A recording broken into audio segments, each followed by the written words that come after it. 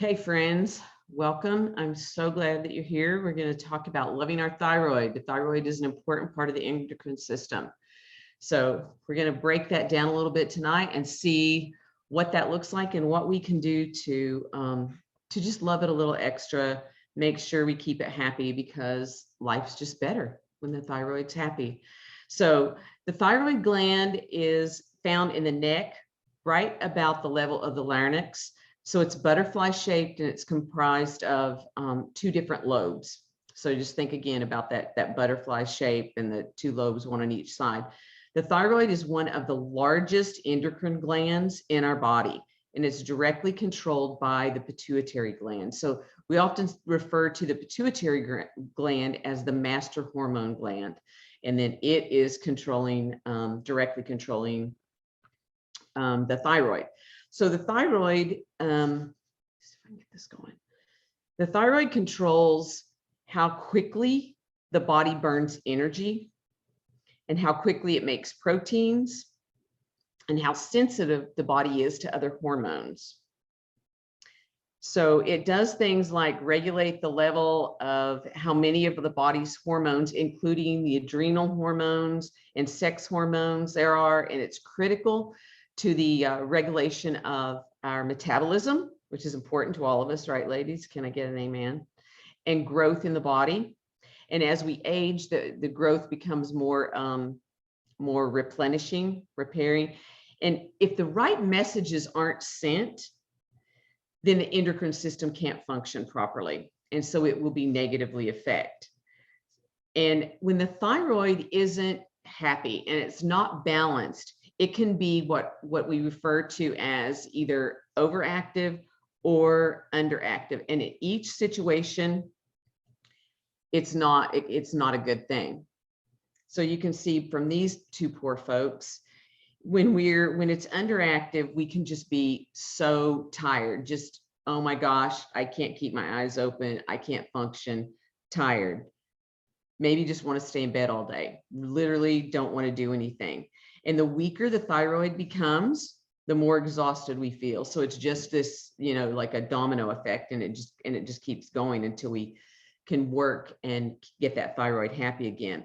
Oftentimes people feel extremely sad. And there are also some other mental challenges that can result from that. It's some other imbalances and things. And a lot of the time, those things are misdiagnosed. In Western medicine, they will give us a diagnosis of something without really checking into whether or not the thyroid is actually functioning at the level at which it should be. So one thing that's really important to having a happy, healthy thyroid is having a good balance of iodine in the body. So we're going to take a look at this periodic table here. So iodine is absolutely crucial to the production of the proper amount and healthy thyroid hormones. Now, it's not produced in the body, so it has to be supplemented. So we're going to either be getting that from our food, or we'll be getting that from some type of supplementation. And without it, the thyroid gland can enlarge, causing what's called a goiter. And it's just this inflammation, this huge swelling of the neck. And I'm sure we've all seen pictures, or we know someone that has happened to. And that's really just the body not being able to either uptake the iodine, or it just doesn't have enough.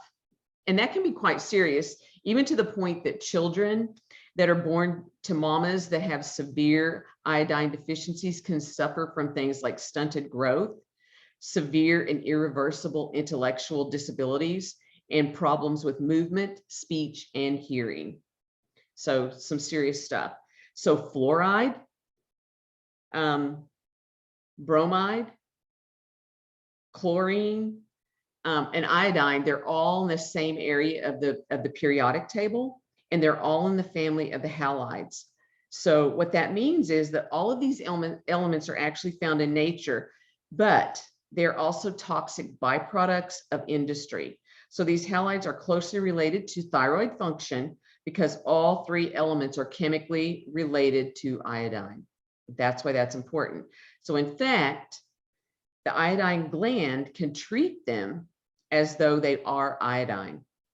And these halides can then bind to the thyroid gland iodine receptors, which can cause or contribute to an iodine deficiency. So it's kind of like tricking the body, right? So those receptor sites are already being filled with actually toxins versus the iodine that the body needs. So the body thinks that that it has enough, and so it's tricked into not being able to uptake it and things like that.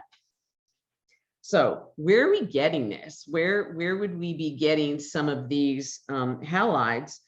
Well, we could be getting them from toothpaste or other, oral care products that are enhanced with fluoride. We could be getting them from water supply because most water supplies are fluoridated. They're actually supplements that are prescribed for people that are fluoride. And then from foods and things when we cook with fluoride, also think about if our water's got chlorine or it's got fluoride in it and we're taking showers, and imagine hot shower or bath and the pores are open, and then we're taking in these chemicals because they're going into the body really quickly that way. Pools and hot tubs, think about using bromine and chlorine in them. They're used as flame retardants, and actually hair dyes, conditioners, some things like that as well. Now, let's just look at what are some signs that our thyroid might not be functioning optimally, and maybe it's just not as active as it should be. So some of those would be trouble sleeping. We talked about being really tired, just so terribly tired. Difficulty concentrating, memory loss, dry skin and hair, just that extreme sadness and just not being able to, to pull ourselves out of that. Frequent and heavy periods, joint and muscle pain, constipation, decreased libido, irritability, and being very sensitive to cold. Those are all things that might indicate that our thyroid is just not as active as it should be. And so maybe maybe we've got some deficiencies. And we're going to flip that over and take a look at an overactive thyroid that's producing too much thyroid hormone. We could be really anxious, irritable, moody, nervous, hyper, those types of things, sweating, unusual, sweating not from exercise and things like that, very sensitive to heat. Heat really bothers us. So if the thyroid is overactive, then we are much more sensitive to heat. And if it's underactive, we're much more sensitive to the cold. Trembling, shaking hands, bulging eyes, missed or light periods, losing weight for just no reason and not being able to put that weight back on, and diarrhea are all indications that we may have something going on. Let's talk about the emotions. So I'm a really strong believer in the fact that our emotions play a huge role in how healthy we are or not, just in our overall energy. And everything in the universe is energy. And I believe personally, Rhonda, that that God created the universe and everything in it with a frequency by speaking. So thus, I believe emotions play a huge part in how healthy or not we are, how happy or not we are, right? We think about if we're continually having negative thoughts, then we just don't feel good. But if we're continually having happy thoughts, we just feel better, right? It's just a difference in our energy. So the emotions that are associated with the thyroid not being happy, not functioning optimally, would be stuck or frustrated. Our inability to speak up for ourselves, feeling out of control, humiliation, and sorrow. So all of those emotions can impact the thyroid. So that may not mean that we would be experiencing all of those if our thyroid wasn't happy, but we would likely be experiencing a couple of those at least. Don't despair. There are definitely things that we can do to move past that and to provide some emotional support to the body. Now, these are pretty common oils, so I bet you that most of us have these on hand right now. Valor is the first one. So we know that Valor is extremely balancing just in general. So taking the Valor, you know, a few drops of Valor, dropping it, you know, in our hand, rubbing it to activate it clockwise, and then applying it to the body. So on the right side, right under the rib cage, is a great place to apply that Valor. And an affirmation, if you like affirmations, would be, I see life in new ways. So Valor under the rib cage on the right hand side, affirmation of, I see life in new ways. Now, whenever I put an oil on my body that way, especially when I'm using it for an emotional, for some emotional balance and support, I like to then take my hands, cup them over my mouth and nose, and just inhale deeply. So it's like having our own personal diffuser all the time. The next oil is joy. So taking a few drops of joy, 2 or 3 drops of it, dropping it in at the palm of our hand, activating it with, you know, in clockwise circles with our fingers, and then rubbing it over our heart, again in clockwise direction, and saying, peace, be still. Peace, be still. So joy over the heart, peace, be still. Great affirmation for that. The third oil that's nice to use to keep the thyroid emotions balanced is highest potential. So taking the highest potential again in your hand, activating it, and then applying it in clockwise circles right over the throat, which is again where the thyroid is housed, right? And saying, I speak truth. I speak truth. I speak truth. The fourth oil is white angelica. So white angelica, we're going to put 2 or 3 drops in our hand, activate it, and then we're going to go to the middle of our back, right on the spine, right at the base of our waist. Okay. So right above the hips there. And we're going to just apply that oil there, and we're going to say, I choose security. I choose security. Great affirmations and some great oils to use to help get that, get past those negative emotions that we're feeling. So now that we know some things to watch for with the thyroid, we know some things that will help us with the thyroid, or some things I'd rather that harm us or could be deficiencies. Let's look at how we can really love and support our thyroid just to keep it happy so that life is better. So protein, having enough protein is really important with the thyroid. So good sources of vegetarian protein. Sorry, guys, I don't know, I'm having a problem with my, as you can see.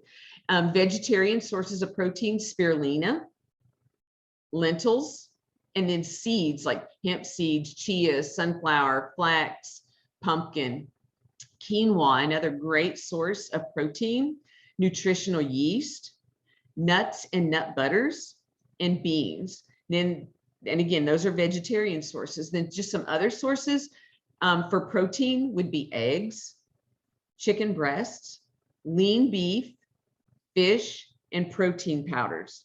So the more that we can make sure that the body has enough protein, because the protein is foundational to create those thyroid hormones that we need.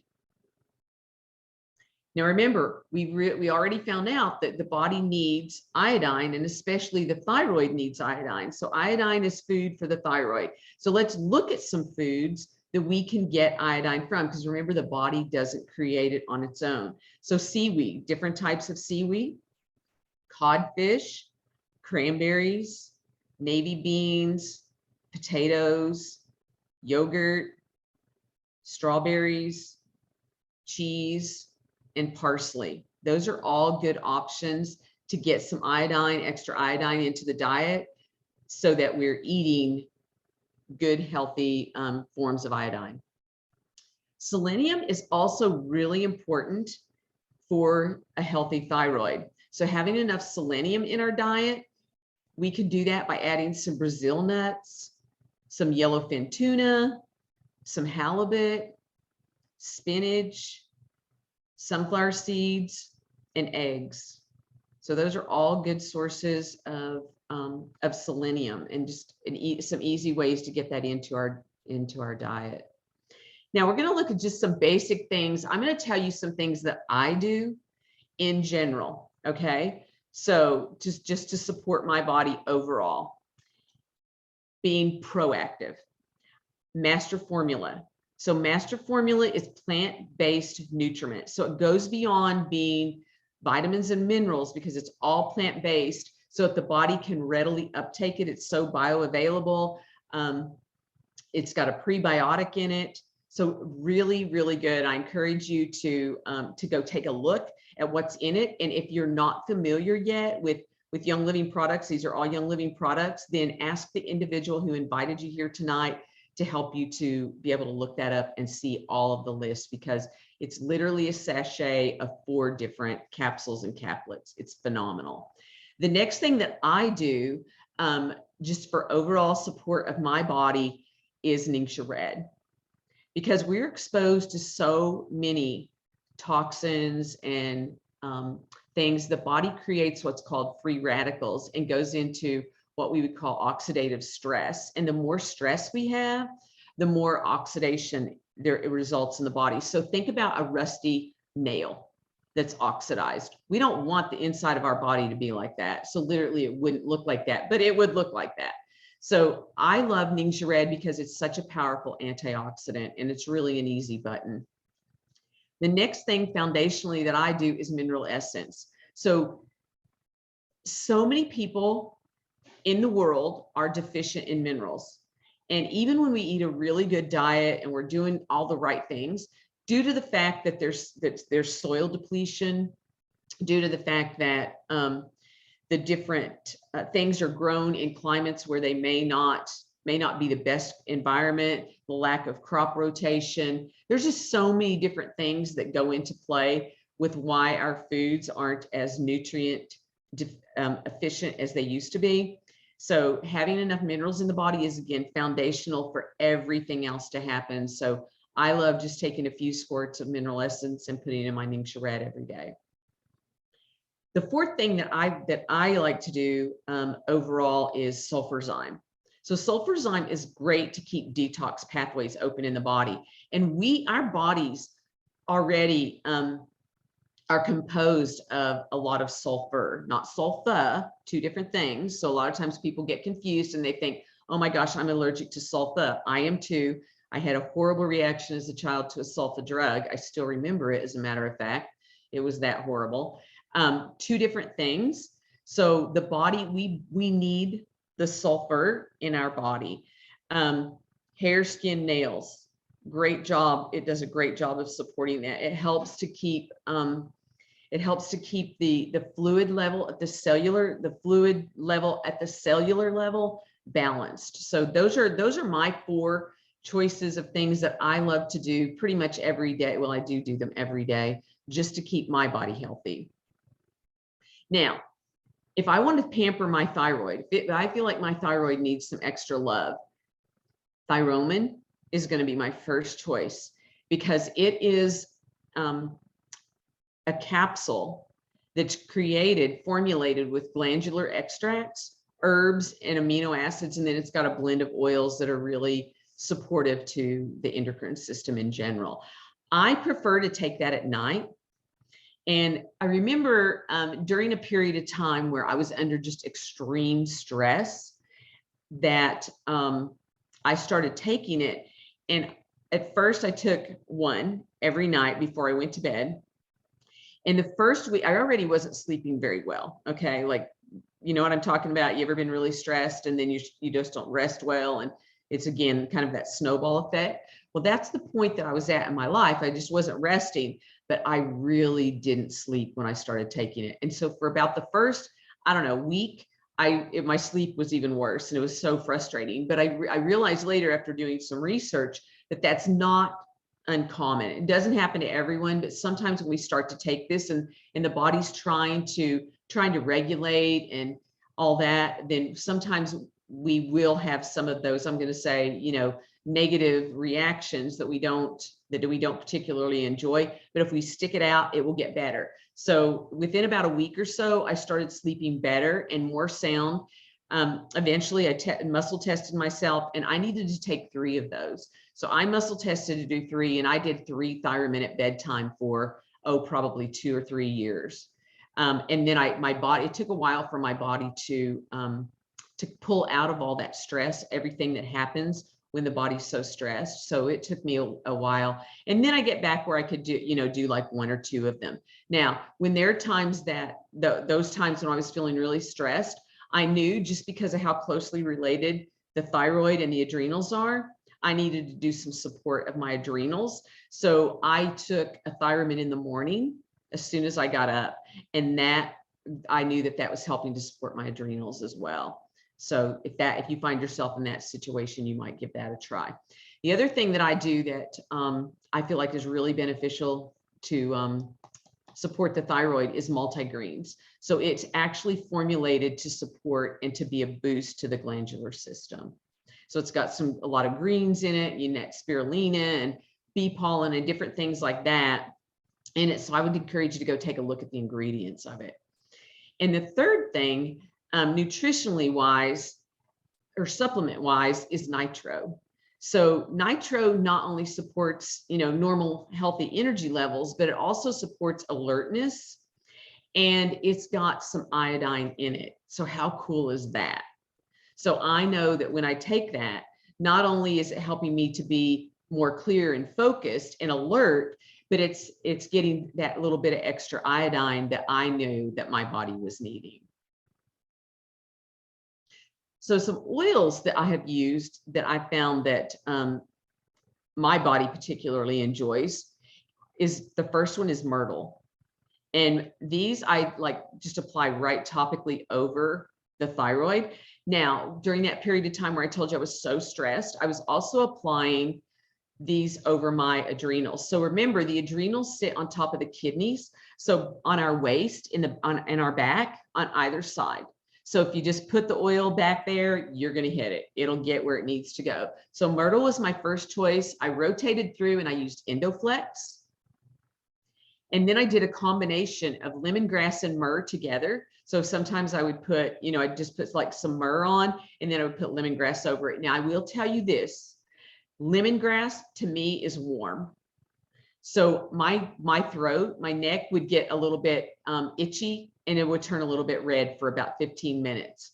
It didn't hurt me or anything like that. But if you find that it causes you some sensitivity, or it burns in any way or anything, just because that's a delicate area of our body, put a little bit of carrier oil with it, add it to a little bit of B6 or coconut oil or something like that, a good quality fatty oil, and you won't probably experience that sensitivity. Myrrh also I paired with Northern Lights black spruce, and I found those to be just really calming, and I could just feel a difference in my body with those. And the last thing that I had used was ledum. So ledum is an oil that I feel like we don't talk about enough. So I encourage you to go check it out in your reference guide and see, just historically what ledum has been used for. But I loved it with my thyroid and still do. So friends, some quick ideas of things that you can do to support your thyroid, things that you can do just to support your body overall, and most of all, keeping those emotions in check so that we all are happy and our thyroid is happy. So I appreciate you guys being here with me for a little bit, and I hope that you gleaned a nugget or two that might help you and that you could pass along to someone else.